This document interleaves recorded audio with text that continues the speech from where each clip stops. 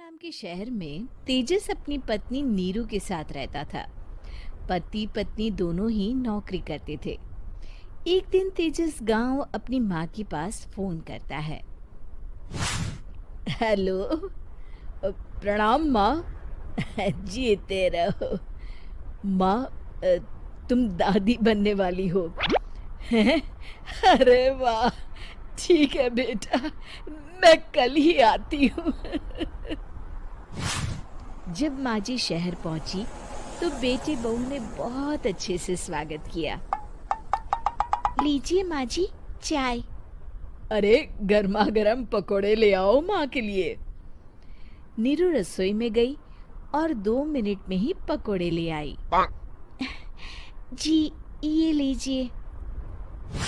बहू, जादू से बनाए हैं क्या? अभी तो रसोई में गई थी। यमी। माँ जी, शीला रसोई में पकोड़े तल रही है, मैं बस लेकर आई। हे भगवान, मेरा धर्म भ्रष्ट कर दिया तूने। अब तो गंगा जल से शुद्धिकरण करना होगा।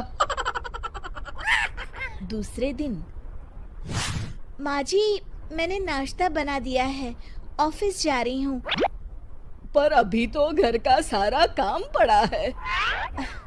शीला आती ही होगी, झाड़ू पोछा बर्तन कपड़े वो सब कर लेगी।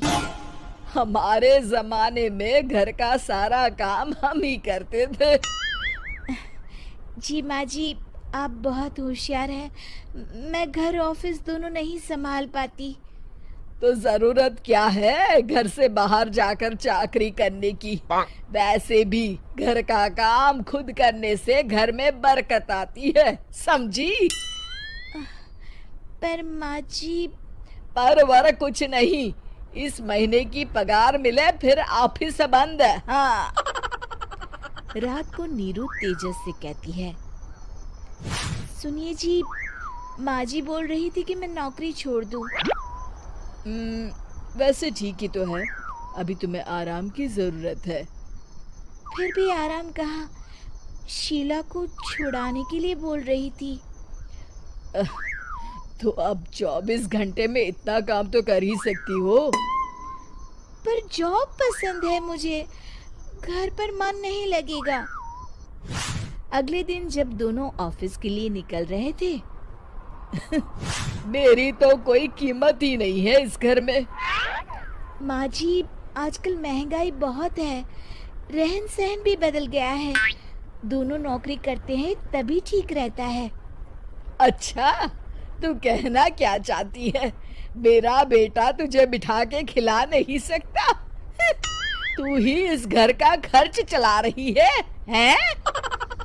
नहीं माँ जी, मेरा वो मतलब नहीं था। मतलब खूब समझती हूँ, ये बाल धूप में सफेद नहीं किए मैंने। हाँ। अब तो ये रोज का काम हो गया था। तेजस भी रोज की झिकझिक से परेशान हो गया था।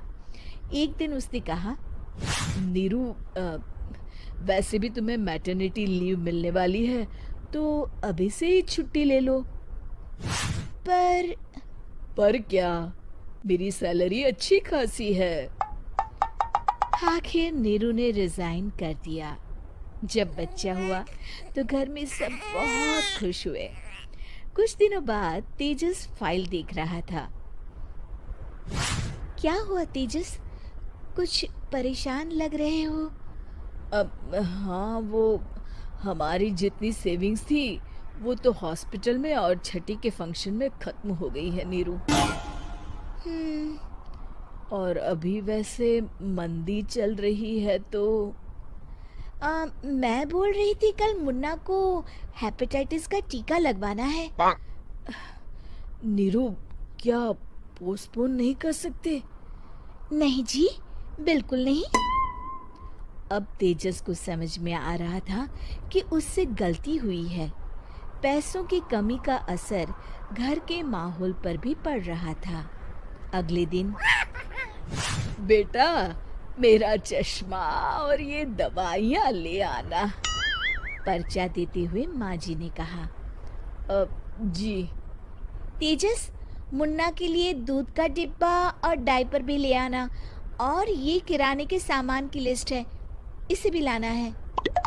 तेजस गुस्से में लिस्ट मरोड़ कर फेंकता है और चिल्लाता है, पैसे क्या पेड़ पर उगते हैं? ये ले आना, वो ले आना।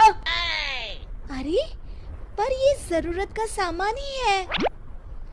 वो गुस्से में बिना कुछ कहे ऑफिस चला गया। अरे अरे लंच तो ले जाइए। नीरू दौड़कर डिब्बा पकड़ाती है। एक दिन खाना खाने के बाद, नीरू, अब तो मुन्ना कुछ बड़ा हो गया, तो अब तुम वापस ज्वाइन कर लो ना जॉब।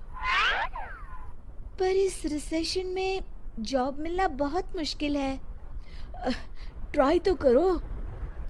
फिर मुन्ना? माँ जी है ना, और एक फुल टाइम मेड भी लगा लेंगे। पर माँ जी, उन्हें तो पसंद नहीं। तभी माँ जी वहाँ आ जाती है और प्यार से नीरू के सर पर हाथ फेरते हुए बोलती है, अब मेरी समझ में आ गया बहू, पहले के और अब के समय में अंतर है। तुम काम शुरू करो, मुन्ना की जिम्मेदारी मेरी। मेरी प्यारी माँ जी। ये कहकर नीरू उनके गले लग गई। शिक्षा, परिवर्तन संसार का नियम है, हमें भी समय के साथ चलना चाहिए। उम्मीद है कि आपको हमारी ये कहानी पसंद आई होगी। कृपया हमारे चैनल को सब्सक्राइब करें और सभी अपडेट्स के लिए बेल आइकन जरूर क्लिक करें। और हाँ, वीडियो लाइक और शेयर करना मत भूलिएगा।